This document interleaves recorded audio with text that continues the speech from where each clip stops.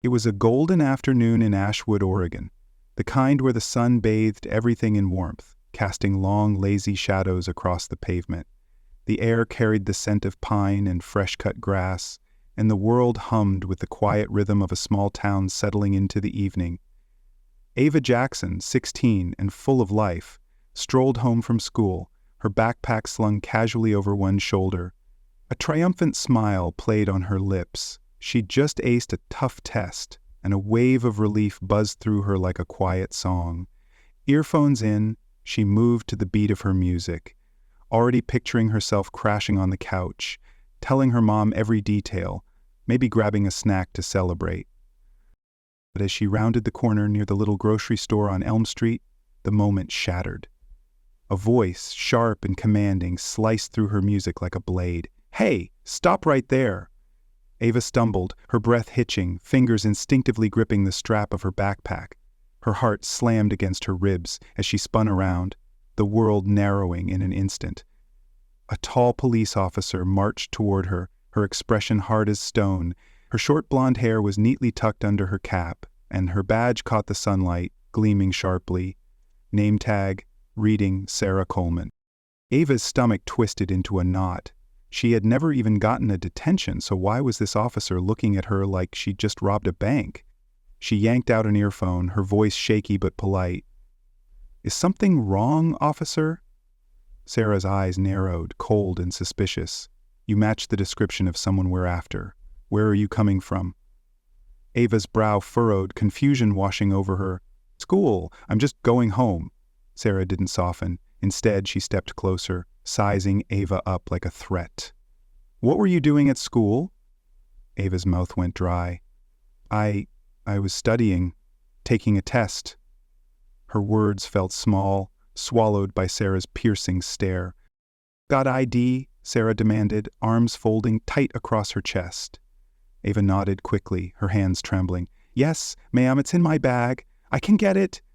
She reached for her backpack, but before she could open it, Sarah lunged, grabbing her wrist with bruising force.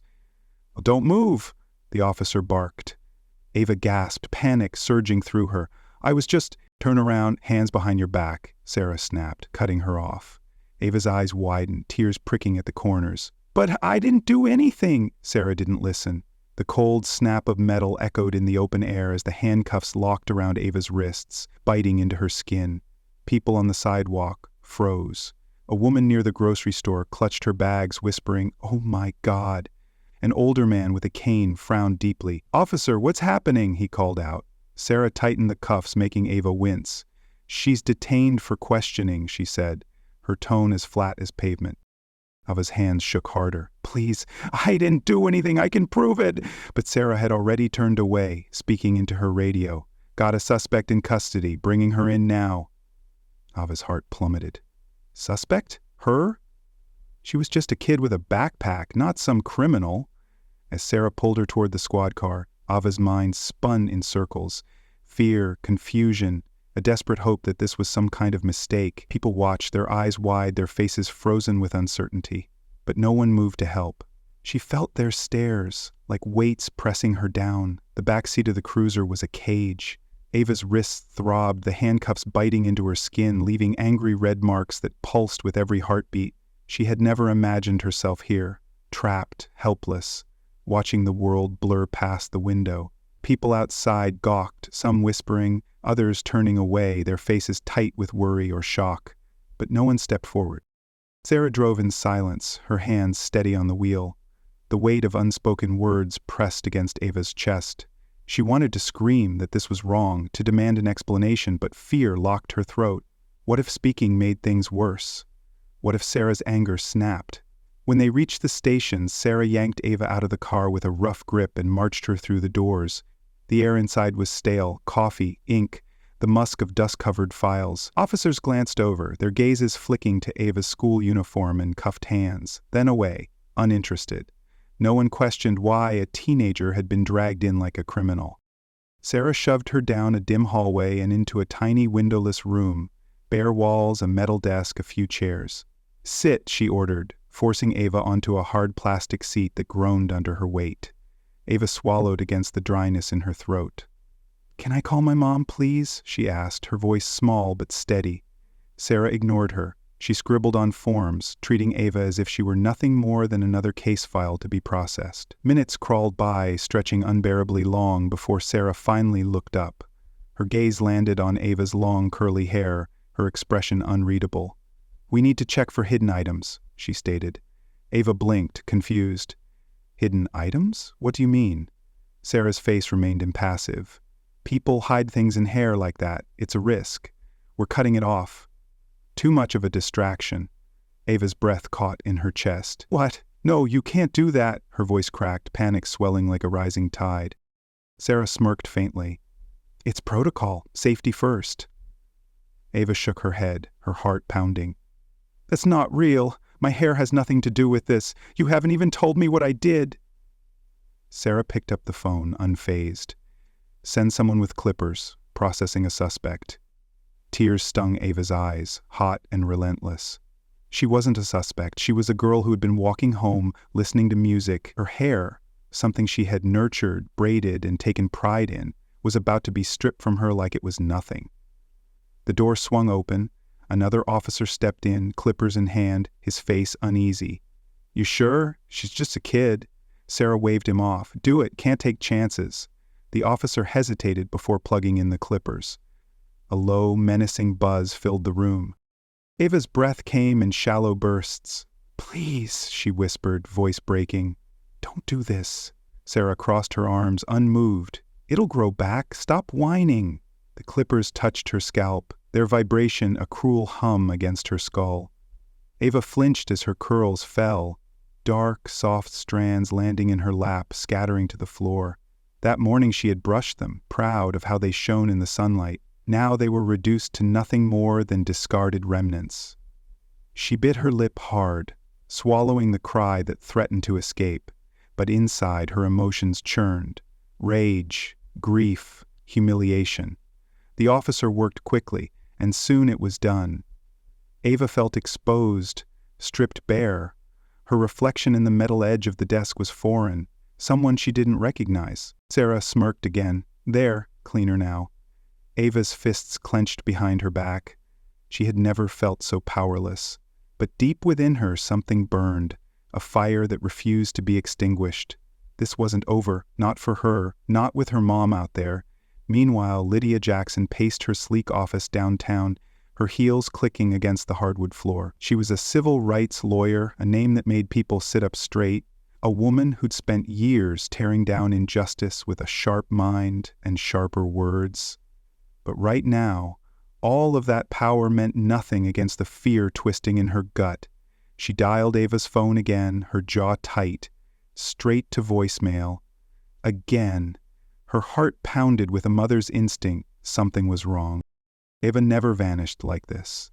She had texted heading home after school just like she always did. Lydia called the school. Nothing. Ava's friend Talia. Nothing. Panic clawed at her chest. Grabbing her purse and keys, she rushed to her car, mind racing with every horrible what if. She sped through Ashwood, eyes darting down every street Ava might have taken. The park, the shortcut by the library, the grocery store corner. Her grip tightened on the wheel until her knuckles turned white. Then her phone buzzed. She snatched it up. "Mrs. Jackson, it's Talia," the girl's voice trembled. "I think Ava got taken by the police." Lydia's foot jerked off the gas, tires squealing. "What? Why?" "I don't know. I saw it near the store. This officer stopped her for no reason and put her in a car." Lydia's blood ran cold. Who was it? Tall, blonde lady. That was enough. Lydia whipped the car around, tires biting the pavement, and roared toward the station.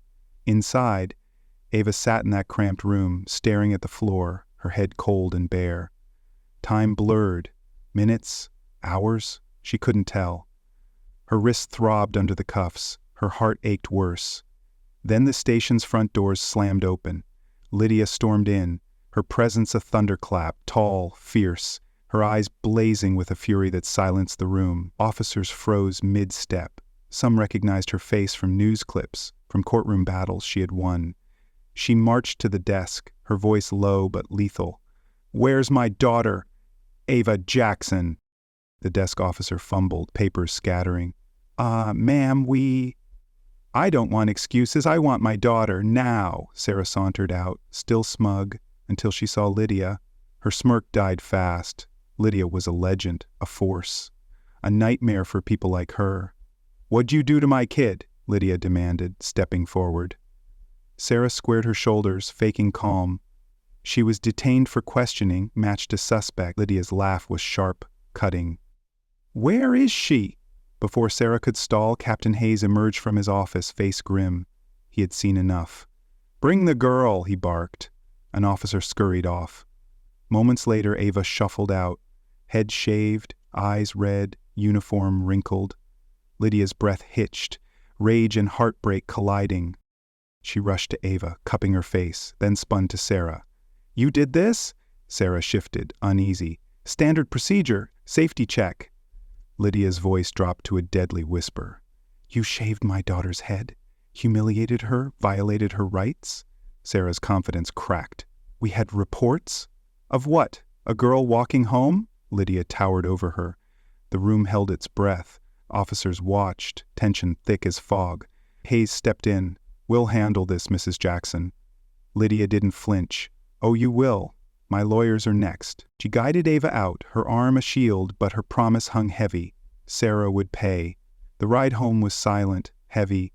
Ava stared out the window, her reflection a ghost-shaped head, hollow eyes. She reached up, fingers tracing the smoothness where curls once bounced. It wasn't just hair. It was her pride, her joy, her identity, stolen. Lydia drove, her knuckles white against the steering wheel, anger simmering in every breath. "I'm so sorry, sweetheart," she said, her voice breaking under the weight of guilt. Ava turned, surprised. "Why? You didn't do this." Lydia's grip tightened. "I should have been there," she whispered, eyes glistening. "I should have kept you safe." Ava shook her head, voice soft but unwavering. "It's her fault, Mom. She acted like I was nothing. Like I didn't matter." Lydia's jaw clenched. "She'll see how much you matter. I promise." At home, Ava locked herself in her room, staring into her mirror. Her face looked foreign, vulnerable. Every time she reached for the familiar weight of her curls, she met only the smoothness of her scalp. But downstairs, Lydia was a hurricane, phone pressed to her ear, voice slicing through the quiet. "She unlawfully detained my daughter, humiliated her, broke every rule in the book. This isn't just about Ava. It's every kid she's hurt. We're suing, and I want this on every news station by morning." Ava crept to the door, listening. Her mom wasn't just fighting for her. This was war.